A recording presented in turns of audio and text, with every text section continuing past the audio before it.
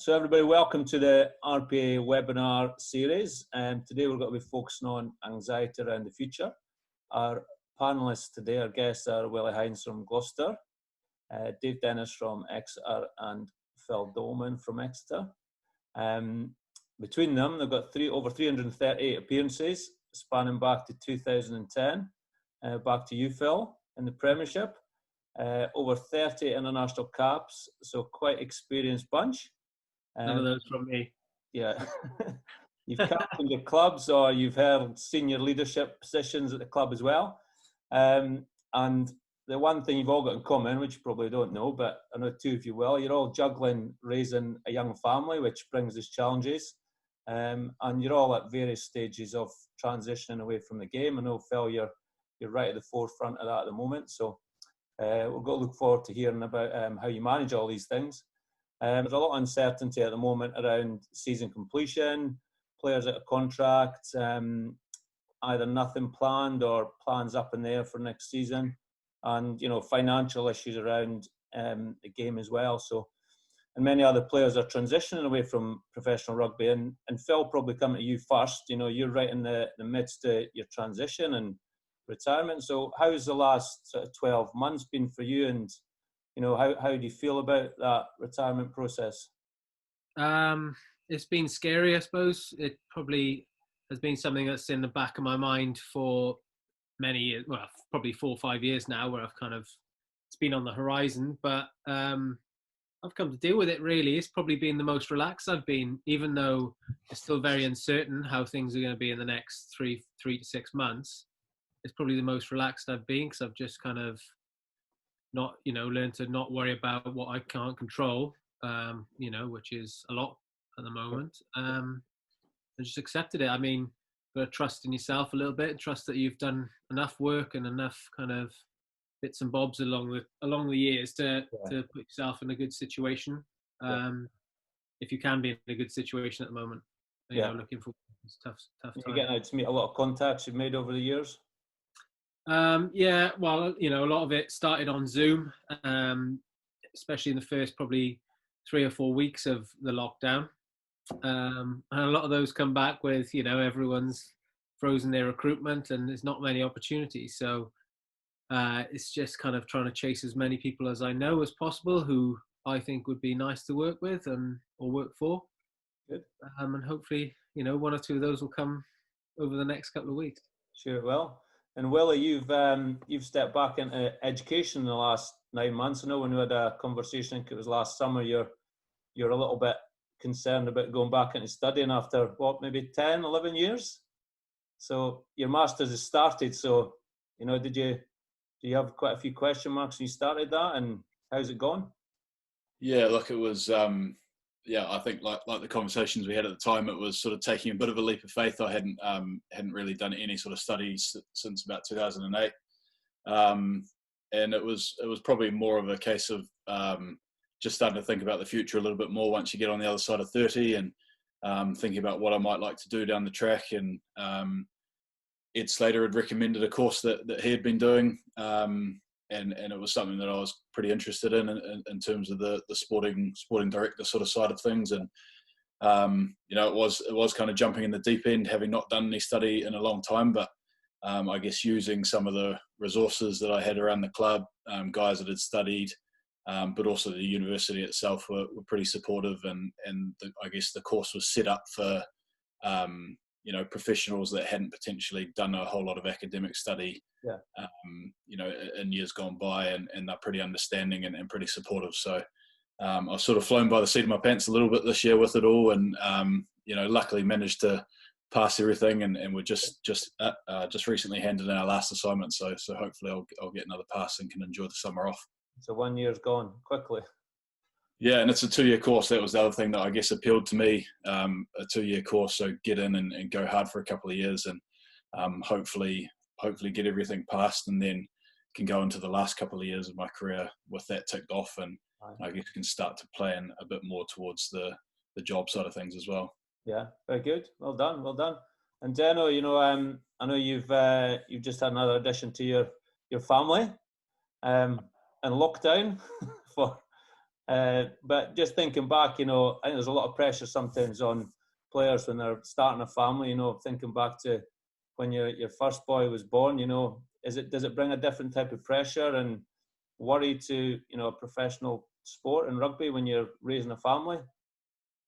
Yeah, I think any father or mother out there knows that as soon as you have children, your priorities tend to shift a bit, and mine certainly have over the last 5.5 years now. My oldest boy's nearly 6, so yeah, I think I used to only worry about myself. Quite, you know, it was quite a selfish view, but there's not much else you can worry about when you're out there on your own. But as soon as you have children, you start thinking about their future, and how you're going to support them and raise them, and obviously financial challenges.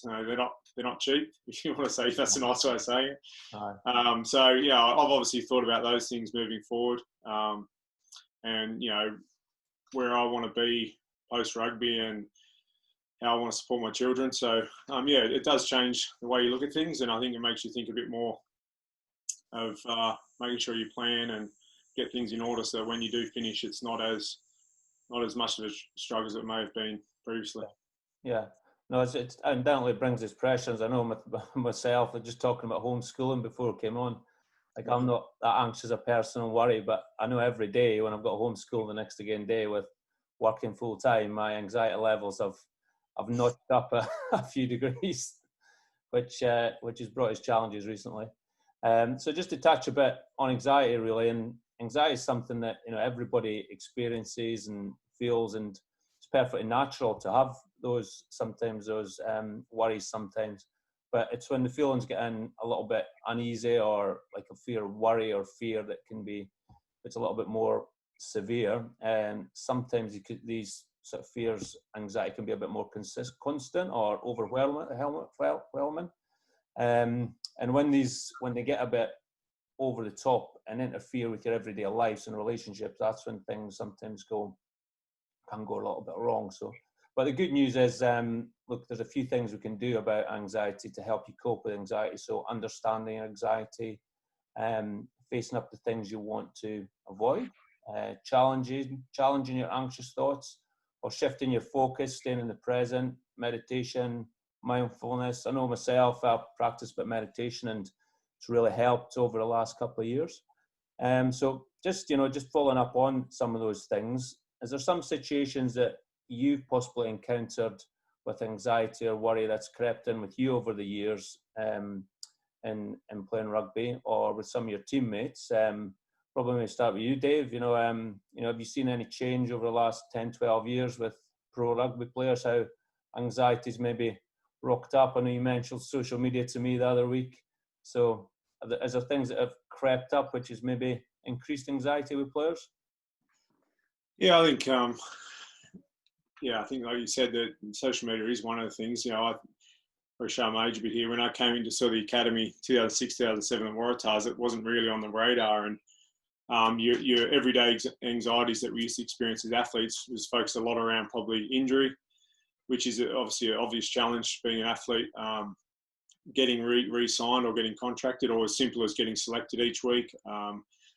Things like that were probably your normal anxieties. But now, what I think I've seen in that time, 13, 14 odd years, is that there tends to be other issues that it's probably awareness. It's the biggest thing. Obviously, we're having this webinar now, which we probably wouldn't have done 10 years ago. So I think that's the biggest thing. Whether it's a higher rate of incidents or it's more awareness, I'm not quite sure. But it's definitely more in conversation now within rugby players, within athletes.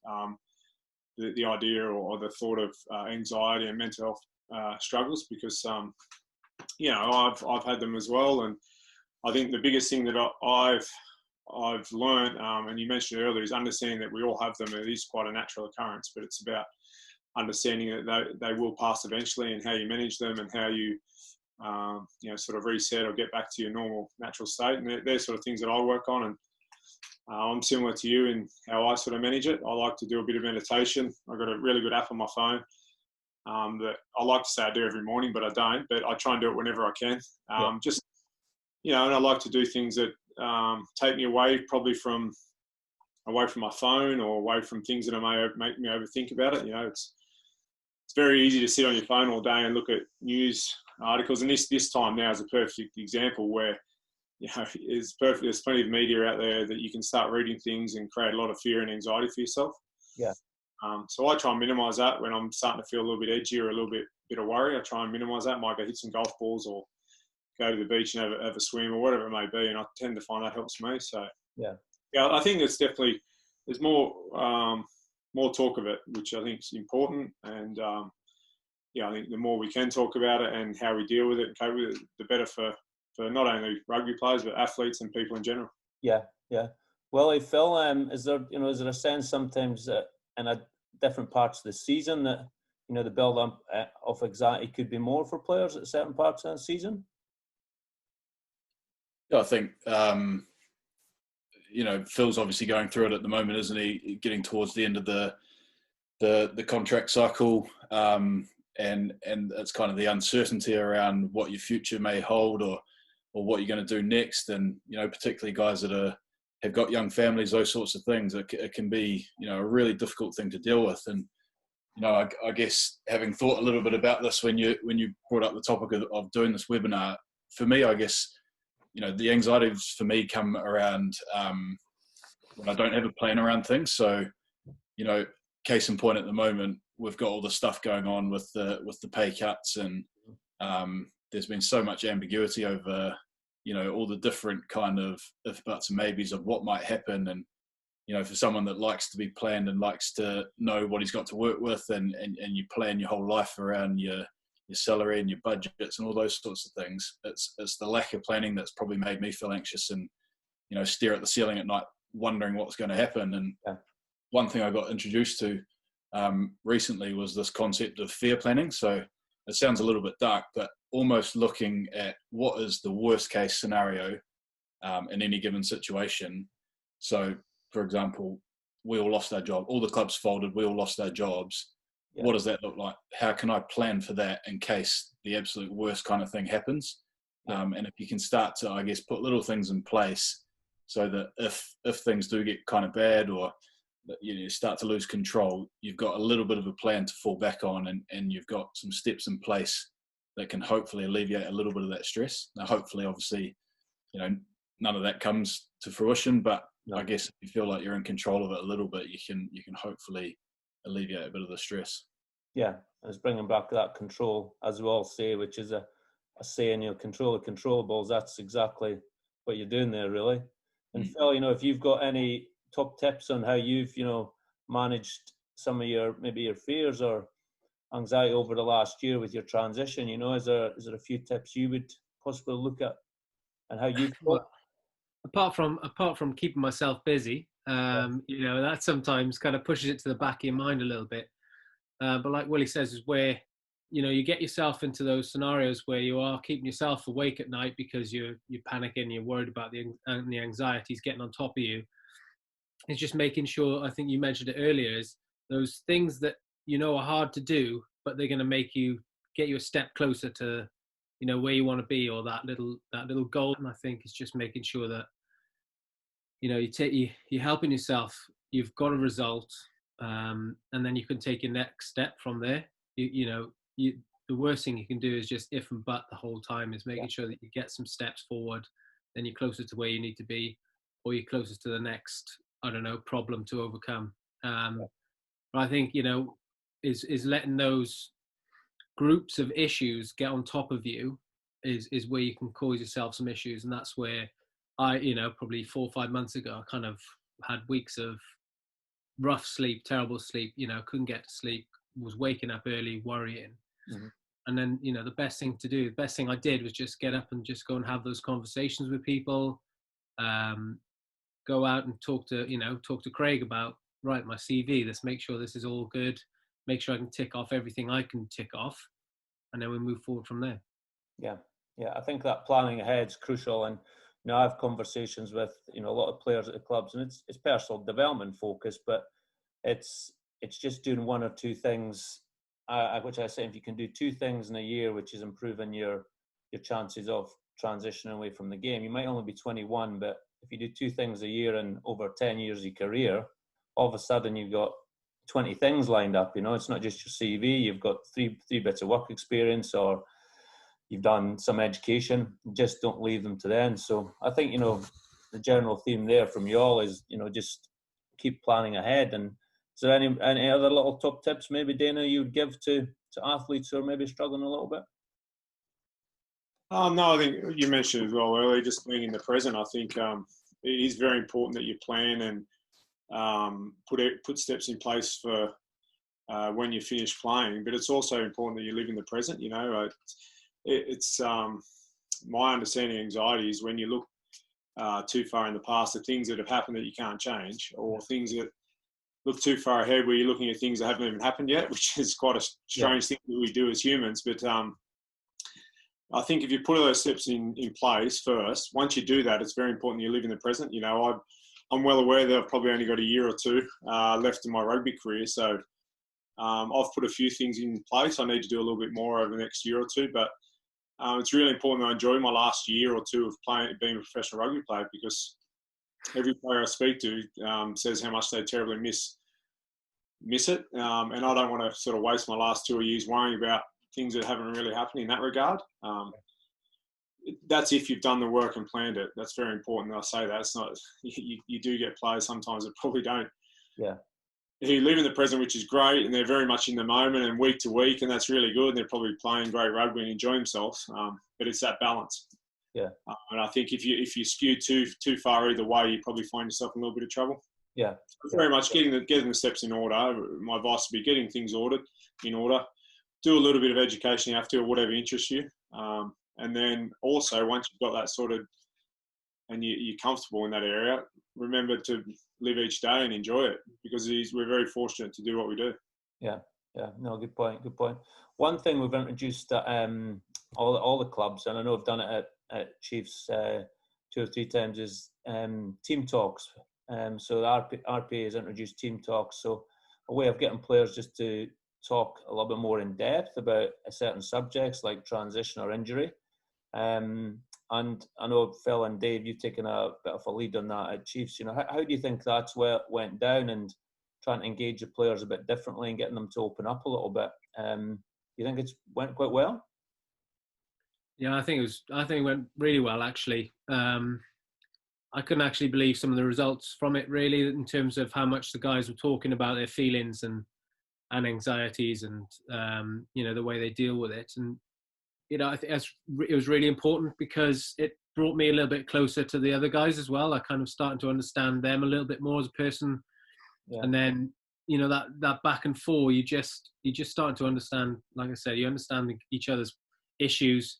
And then maybe, you know, something crops up and you think, actually, you know, someone said something that actually resonates there. I can go and say to one of the lads, you know, someone's given me a bit of advice here. We spoke about this on the team talk. You know, why don't you try this? You know, it's just that type of thing. Just talking about it, it just gets it in the front of your mind. It gets you out on the table as well, and everyone's feeling a bit better about it, and everyone can contribute to a problem if there is one.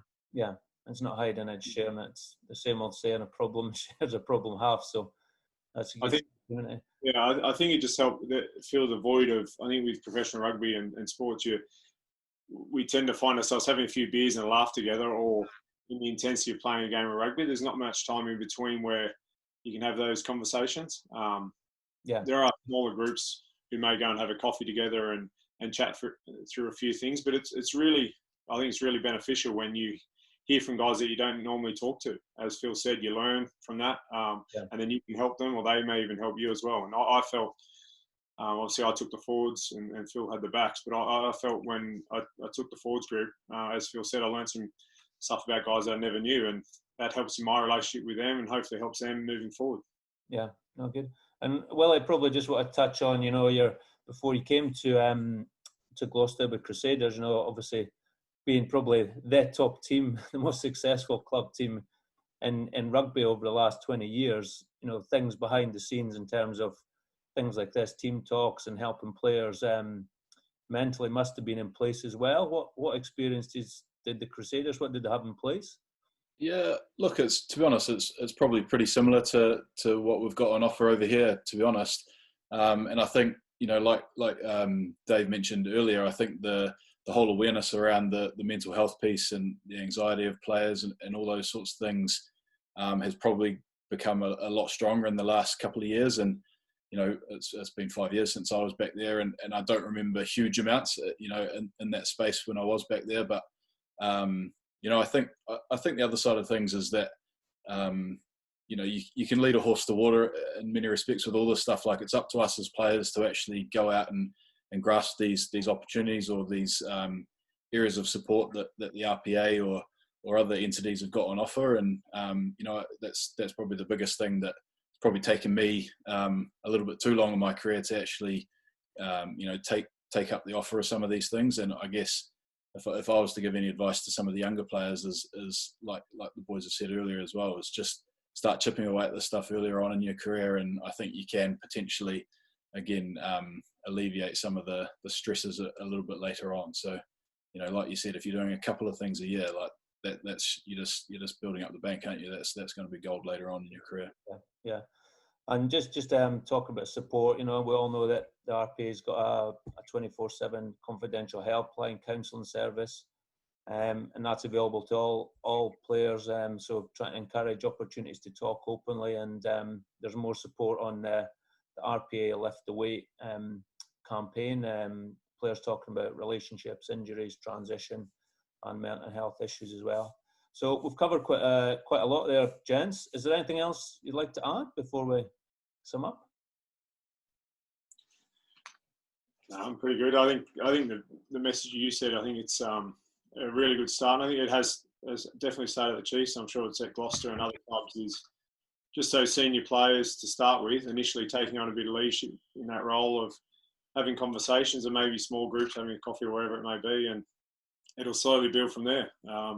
And encouraging the younger guys, the younger generation coming through, to continue this stuff when we're all retired in the next couple of years or next couple of weeks. And hopefully guys who are a bit older and have been around a bit and understand the challenges can pass on that knowledge to the younger guys. And then, in another 10, 15 years' time, the environment's even improved even more for allowing guys with difficulties to open up and talk to their teammates. That'd be really, really positive. Yeah. Brilliant. Oh, running out of time. We obviously went for more than half an hour. Thank you very much, guys. Really appreciate you coming on. Enjoy your evening, and we'll catch up with you soon. Thank you very much. Thanks, mate. Goodbye.